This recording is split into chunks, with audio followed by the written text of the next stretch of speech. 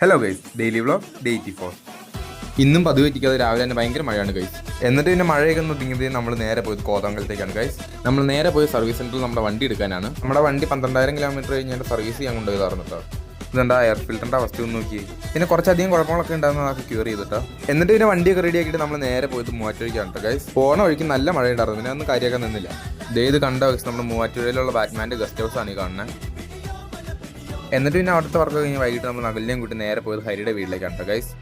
ഒരു മാമ്പഴം പറിക്കാൻ പറ്റുന്ന കഷ്ടപ്പാടാണ് ഗൈസ് നിങ്ങൾ ഈ കാണുന്നത്. അതിൻ്റെ ഇടയ്ക്ക് അവൻ അവിടെ കിടന്ന് വേറെ എന്തൊക്കെയോ കാണിക്കണ്ട, എനിക്ക് മനസ്സിലാവണല്ലോ എന്താ പറ്റിയെന്ന്. മഴ തുടങ്ങി വീഡിയോസ് എടുത്തു. പിന്നെ അതും കഴിഞ്ഞ് വൈകിട്ടത്തെ വർക്കൊക്കെ തീർത്ത് വീട്ടിലേക്ക് പോകാൻ നോക്കിയപ്പോഴാണ് അടുക്കത്തെ മഴ. എന്ത് പിന്നെ വൈകിട്ട് ജിമ്മിലൊക്കെ പോയി സെറ്റപ്പായിട്ട് നമ്മൾ വീട്ടിലേക്ക് തിരിച്ചു വന്നു ഗൈസ്. അപ്പോൾ അത്രയ്ക്കുള്ളൂ നമ്മുടെ ഇന്നത്തെ വ്ളോഗ്. അപ്പോൾ എല്ലാവരും ലൈക്ക് ചെയ്യുക, ഷെയർ ചെയ്യുക, നമ്മുടെ യൂട്യൂബ് ചാനൽ സബ്സ്ക്രൈബ് ചെയ്യുക, ഇൻസ്റ്റാഗ്രാമിൽ നിന്ന് ഫോളോ ചെയ്യുക. ബൈ.